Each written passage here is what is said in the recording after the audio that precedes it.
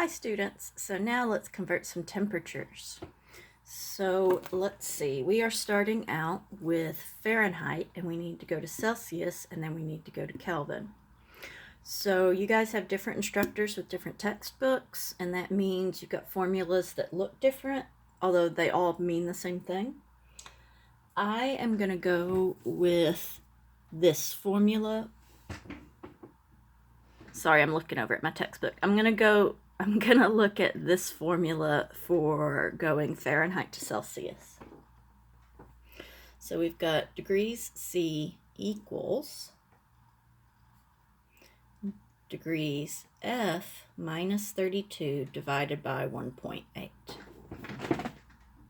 And you know what? I'm going to say, as a part of the formula, go ahead and put parentheses around here, because if you don't do it that way when you enter it into the calculator, if you enter it into the calculator all at once, then you will get the wrong answer. So let's go ahead and, as a part of the formula, put down those parentheses. Okay, and you know what? I'm going to go ahead and write the other two formulas up here too, so I don't have to keep looking down at the book. So if we had Celsius and we wanted to go to Fahrenheit, then that would be degrees Fahrenheit equals 1.8 times degrees Celsius. Maybe I should have written that differently. Plus 32. As a matter of fact, I am going to write that differently because I just made a big deal about parentheses. 1.8 times degrees Celsius plus 32. And then last but not least, Kelvin. That is degrees Celsius plus 273.15. Oh, I'm so sideways. Sorry about that, y'all. Okay, so let's start off with 98.6 degrees Fahrenheit. So what we're going to do is we're going to say 98.6 degrees Fahrenheit minus 32. We're going to couch that in parentheses and then say divide by 1.8. And that should give us our degrees Celsius.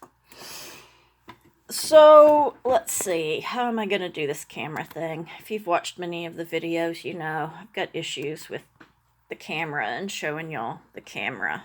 I mean the calculator in the best way. That's not going to work. Okay, so I'm going open parenthesis, then I'm saying 98.6 minus 32 closed parenthesis divided by 1.8 equals 37 degrees. So 37 degrees Celsius. So the one that we started out with, the number that we started out with, has 3 significant figures because they're all non-zero numbers. So our answer has to have 3. Right now it just has 2. So I'm going to say 37.0 degrees Celsius. Now it has 3 significant figures. This trailing 0 counts because there is a decimal in the number. Okay, so we've done this part. Now we have to go to Kelvin. So I'm going to bring down this Kelvin equation. I'm going to put this in a box so you'll know it's the equation box. I'm going to get rid of that one. Okay, so Kelvin is degrees Celsius plus 273.15. So Kelvin is going to equal 37.0 degrees Celsius from what we just got here, plus 273.15. So this is just adding 2 numbers. I think I'm going to see if I can do this in my head. 300, carry the 1. You know what? Forget it. I'm doing it in the calculator. Who am I trying to impress here? Okay, so 273.15. So that's 37 plus 273.15, 310.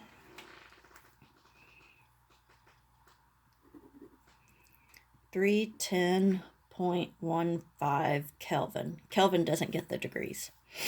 So once again, we started out with 3 sig figs, so we need to finish up with 3 sig figs, so that's going to be 310. But wait a minute. This is a trailing 0 and there's no decimal, so that's only 2 sig figs. Well, I can put a point here, so it'll be 310 point, and then Kelvin. And that has 3 sig figs, and it looks weird, and the only place I've ever seen it is in chemistry, maybe physics. If you're uncomfortable with that, you can always put it into scientific notation, and then it'll be 3.10 times 10 to the second power, because we go 1, 2. And it's a big number, so this is positive. I should do a scientific notation video. I'm going to try to get on that.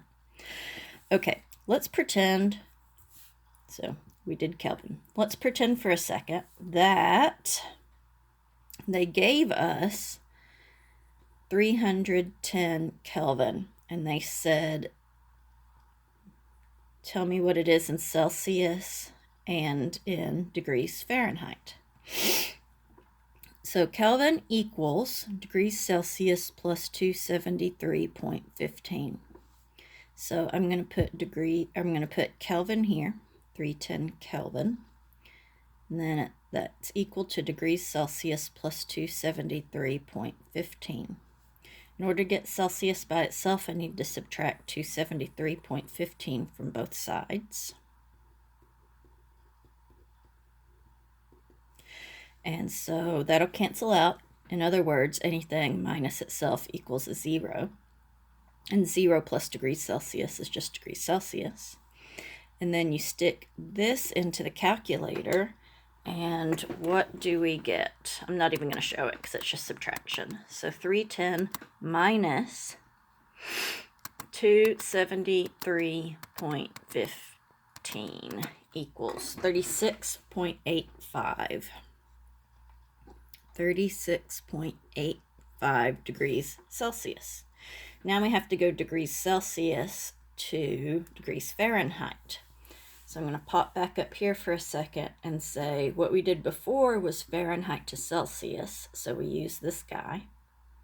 So if you want to go to Celsius, you use this formula where Celsius is by itself. If you want to go to Fahrenheit, you use this formula where Fahrenheit's by itself. It's not the end of the world if you use the wrong one. It just makes your life a little harder because you have more work. And then anytime you're going Kelvin to Celsius, Celsius to Kelvin, you use this one.